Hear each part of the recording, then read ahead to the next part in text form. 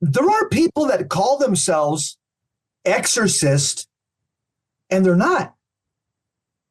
Because A, they don't have the training. They haven't been to the Pope Leo. They haven't been to Rome, the AIE, or they haven't been to Liber Christo, the 3 schools that train exorcists. And B, they don't have an actual mandate from a bishop. And so barring those 2 things, if you go around and tell people that you're an exorcist, but you've never been trained as an exorcist in any school, nor has the bishop given you the mandate, I don't know, Kyle, to me, that's basic Baltimore catechism. That's a violation of the 8th commandment. Thou shalt not bear false witness. So my question to you is, how do you become an exorcist? So you bring up a very another area that is open, ripe for discussion, and that is anytime something has a term that is defined in ecclesia or canonically, then that term is going to have the primacy. And so I find it interesting. We live in a part of the world where there is a large Mormon presence, and they will refer to certain people within their church as bishops. Well, that's not the same. It's a position of governance within their church, or even in the Anglican Union, not the ordinariate, but in the Anglican Church, that is an episcopal. That's why the word episcopal is used to describe the church, because they're set up in bishoprics and dioceses and areas of governance. And so the Mormon will tell you, a Mormon bishop will say, I am a bishop. He's not. In the Catholic sense, when we see even Protestants, many of them have started wearing clerical garb that is consistent with monsignors, with bishops. Yes. You have Protestants who are wearing cassocks. And so this does not make it so. So this is part of the charismatic mistake. It's part of that whole thing, is the blurring of the lines of the priesthood, the idea that, and they will tell stories that there were lay exorcists and all of these things. That doesn't bear out in research, not in the canonical sense. They will also point to, and we have a very popular exorcist who wrote a article on women exorcists and listed Hildegard and Catherine of Siena. Well, they each did performed an exorcism, but they did not meet the definition of a canonical exorcist. So let's break that down. Canonically, an exorcist is someone who is mandated by his bishop to serve either in a stable office or an ad octum, case-by-case basis, as the exorcist for that case or for that diocese. That is the canonical definition.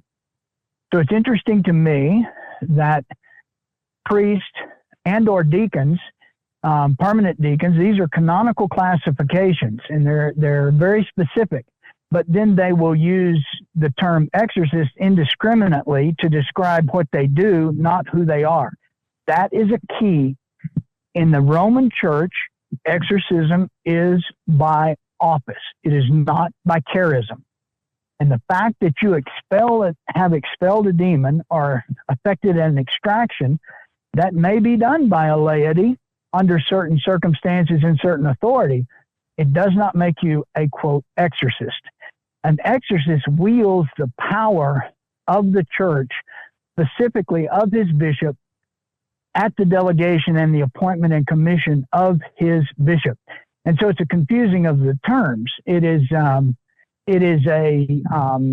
confusion of the primary use of the term versus the activity or how someone wants to be seen. And I think that hopefully that addresses that particular point. Yeah, it does. Absolutely. Clear, very clear, crystal clear. Kyle, I know a lot of priests that do deliverance ministry, that have a deliverance ministry, typically they're involved in the charismatic renewal. However, a deliverance session is not the same as a solemn rite of exorcism. Can you explain the difference? Yes. So again, in the solemn rite of exorcism, there is a clear delineation of authority. And the language of the Prenotunda of the 1614 rite, as well as the modern version, delineates that authority very clearly, that it comes from the church, mystical body of Christ, through the vicar of Christ, through the Pope, through the bishop. And if you've listened to the Eucharistic prayer in Mass, you're listening to that formula, acknowledging Christ, the church, the Pope, the bishop, and the priest prays whatever diocese he is in, he acknowledges that delineation of authority.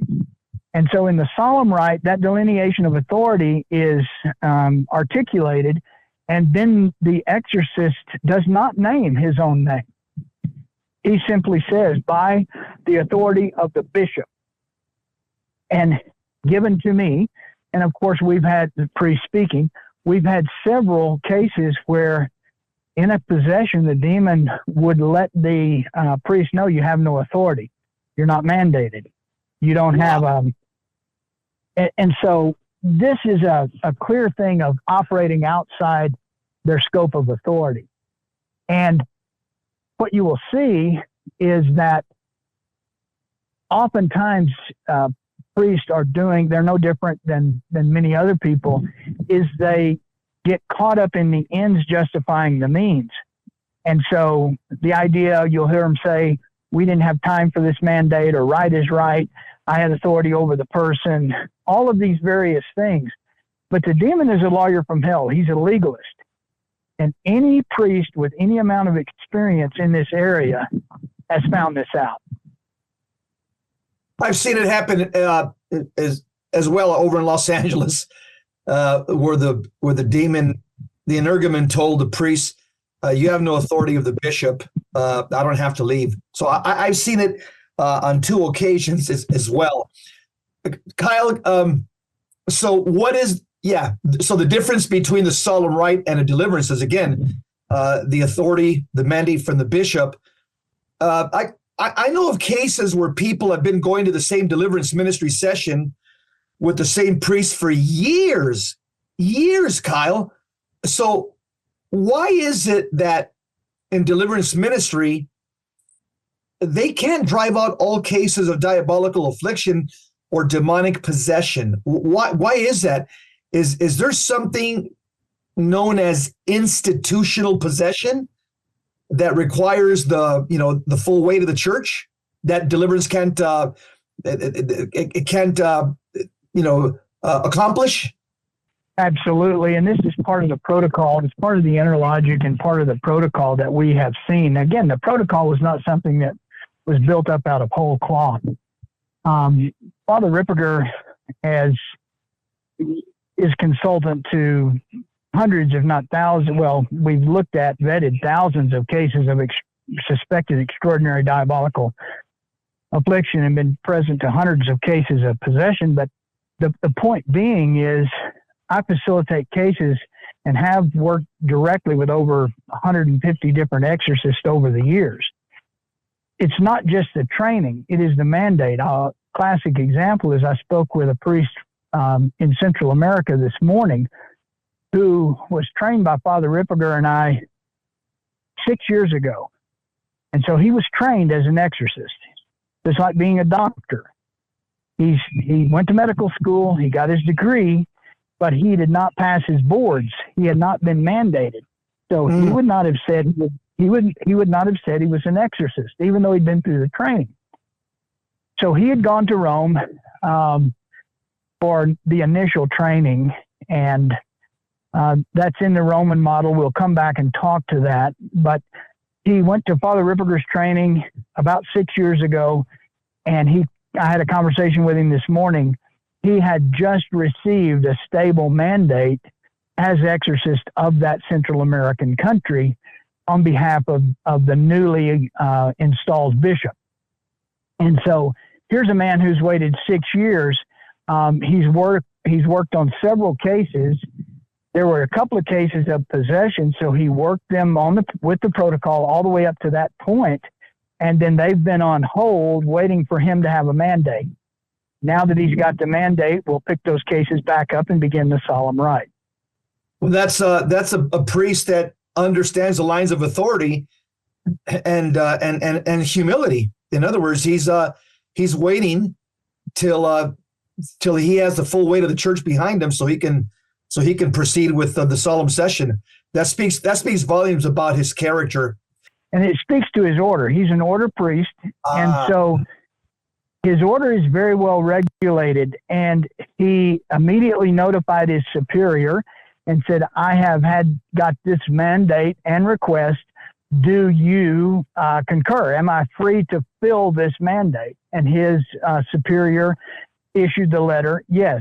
So here's a man with two operative superiors, the superior, the abbot, the superior general of his order, and then the local bishop, the bishop in the area where he's stationed. So this type of authority is extremely important. Now, the SMD is under the authority of the Archbishop of Denver, and the priests each have mandates from the Archbishop of Denver. If we work on a case from outside, then their bishop petitions our archbishop, and it's on that level that the commission is made.